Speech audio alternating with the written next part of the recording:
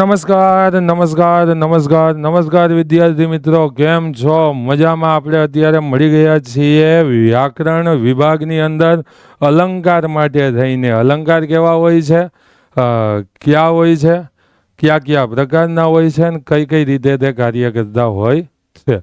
તો આપણે શરૂઆત કરીએ. સૌથી પહેલા જોઈએ તો અલંકાર એટલે શું? અલંકાર એટલે જેમ આપણે ઘરેણા પહેરીએ અને સુંદર લાગીએ, તૈયાર થઈએ, એમ ભાષાને પણ સુંદર બનાવવા માટે અલંકારનું સર્જન ખાસ થતું હોય છે. અલંકારની વિશેષ માહિતી તો એમ કે કાવ્યકરણ માટે થઈ, ભાષા કોઈને સાંભળવી ગમે એના માટે થઈ અને અલંકારના ઉપયોગ થતા હોય છે. તો અલંકારના મુખ્ય બે પ્રકાર છે. એક છે શબ્દાલંકાર અને બીજું છે અર્થાલંકાર. શબ્દાલંકારના પેટાચાર કે શબ્દ અલંકાર એટલે જેમાં શબ્દને કારણે ચમકૃતિ સર્જવામાં આવી હોય, શબ્દને કારણે ભાષા સાંભળવી ગમે, એ શબ્દાલંકાર. અને જ્યાં અર્થને કારણે અનેક અર્થતા સર્જવામાં આવી હોય કે અર્થને કારણે ભાષાકીય ચમકૃતિ થતી હોય, અર્થ અલંકાર બને. શબ્દાલંકારના મુખ્ય ચાર પ્રકાર. પહેલો પ્રકાર વર્ણાનુપ્રાસ, બીજો પ્રકાર શબ્દાનુપ્રાસ, ત્રીજો પ્રકાર આંતરપ્રાસ અને ચોથો પ્રકાર અંત્યાનુપ્રાસ. આ ચાર મુખ્ય પ્રકાર છે. એ આ બાજુ 9 પ્રકાર છે. પહેલો ઉપમા, બીજો ઉત્પ્રેક્ષા, ત્રીજા નંબર ઉપર રૂપક, ચોથા નંબર ઉપર વ્યાજ સ્તુતિ, પાંચમા નંબર ઉપર વ્યતિરેક, છઠ્ઠા નંબર ઉપર અતિશયોક્તિ,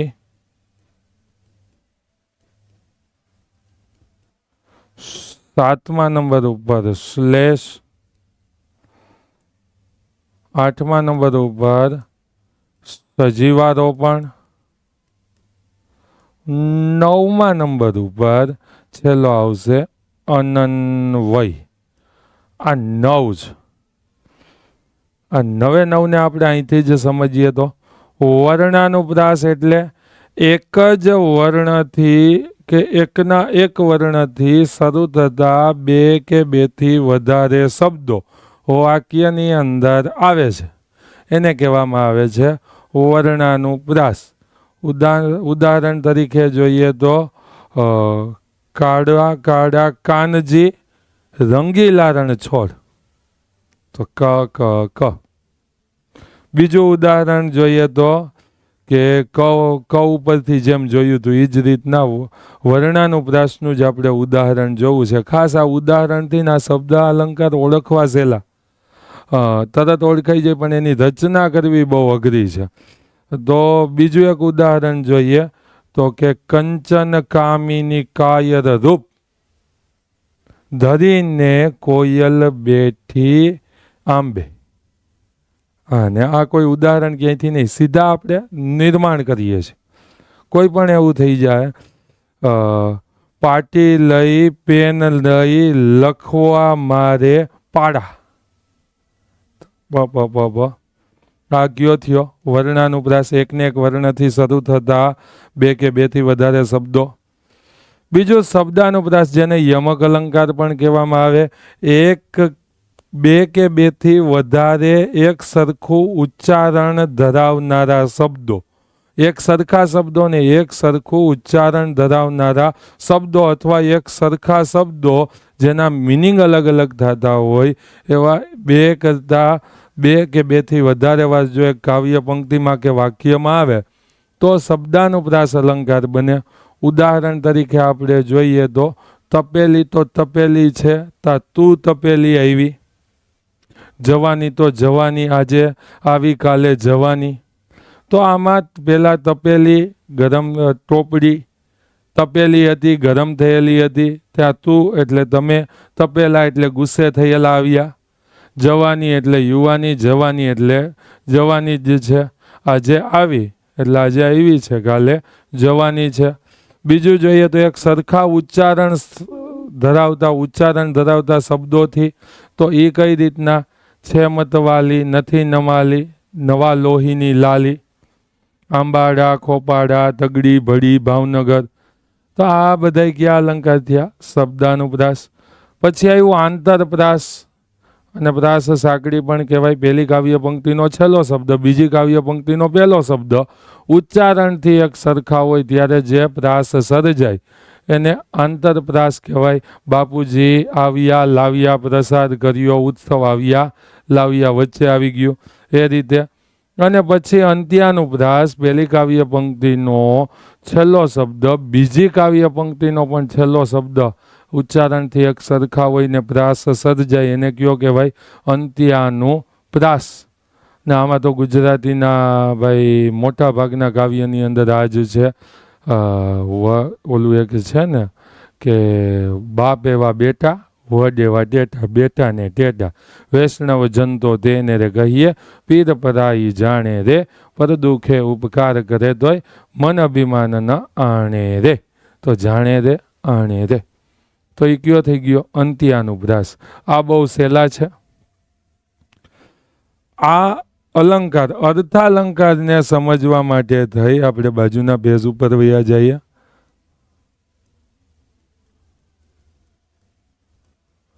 એની અંદર પહેલી વસ્તુ યાદ રાખવી જો હે ઉપમય, એટલે જેની સરખામણી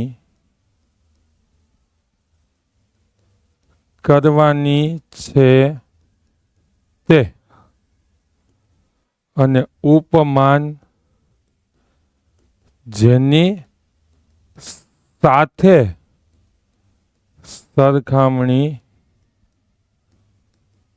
કરવાની છે તે. આ બે વસ્તુ યાદ હોવી જોઈએ, ઉપમેય અને ઉપમાન. હવે સમજીએ ઉપમા એટલે કે ઉપમેયની સરખામણી ઉપમાન સાથે કરવામાં આવે. શું કરવામાં આવે? ઉપમેયની સરખામણી ઉપમાન સાથે કરવામાં આવે ત્યારે જે સર્જાય એને શું કહેવામાં આવે છે ભાઈ? ઉપમા અલંકાર કહેવાય. એટલે કે જેવો, જેવી, જેવું, સમાન, સમોવડું, માફક,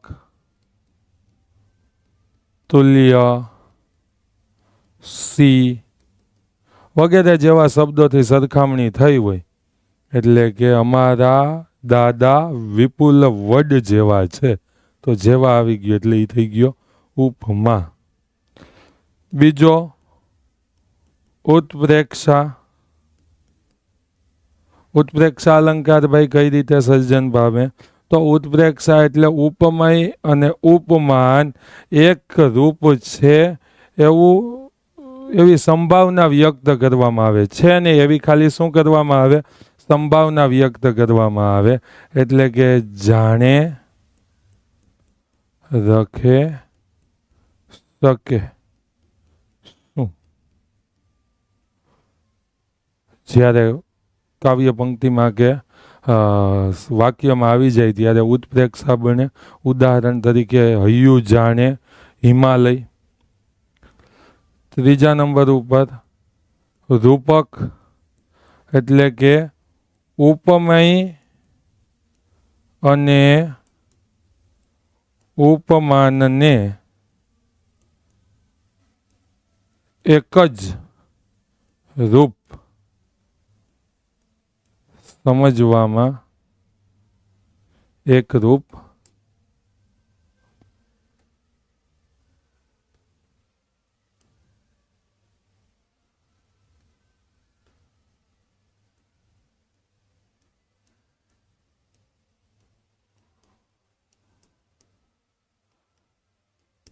રૂપક કોને કહીએ? તો કે ઉપમય અને ઉપમાન બે એક જ છે. બપોર એક શિકારી કૂતરું છે, આ એનું ઉદાહરણ. આમાં ત્રણેયમાં દમયંતી વાળું ઉદાહરણ, સરકારી ઉદાહરણ થઈ શકે. ઉપમા, દમયંતીનું મુખ ચંદ્ર જેવું છે. ઉત્પ્રેક્ષા, દમયંતીનું મુખ તો જાણે ચંદ્ર છે.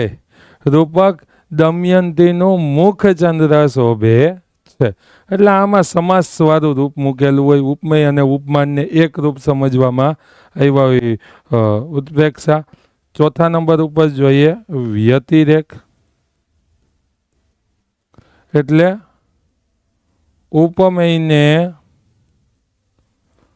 ઉપમાનથી ચડિયાતું બતાવવામાં આવે.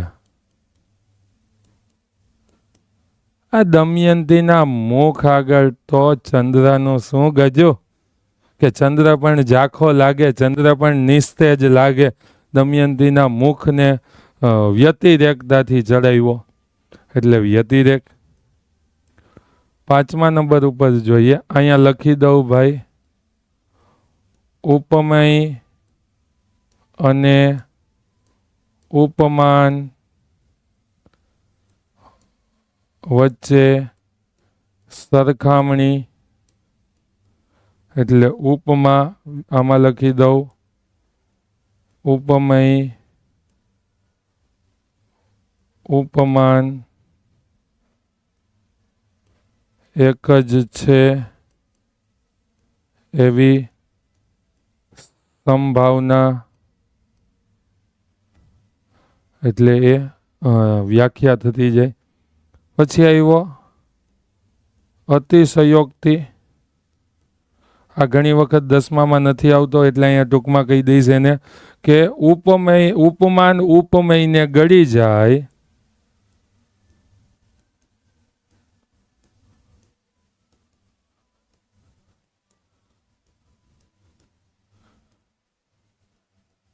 તે અતિશયોક્તિ. એટલે એમાં ઉપમેય હોતું જ નથી. કે રાજા પટાંગણમાં પોતાના ચંદ્રની રાહ જુએ છે, રાણીની રાહ જુએ છે, સ્વાભાવિક છે, પણ કીધું કેવું ચંદ્રની રાહ જુએ છે. તો ઝડપથી આ લઈ લ્યો સ્ક્રીનશોટ.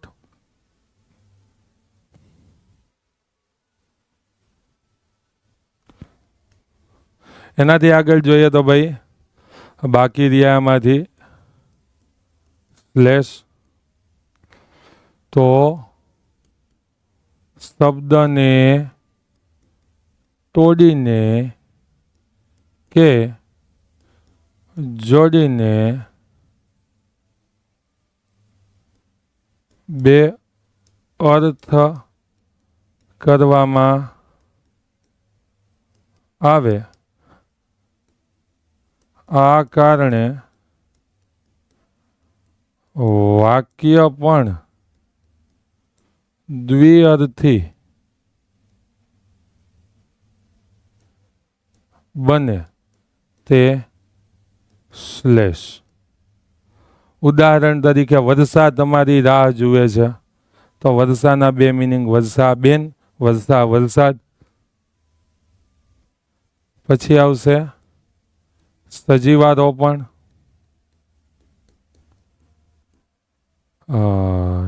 નિર્જીવ કે જડ પદાર્થને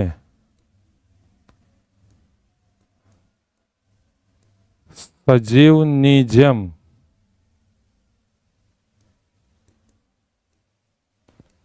ક્રિયા કરતું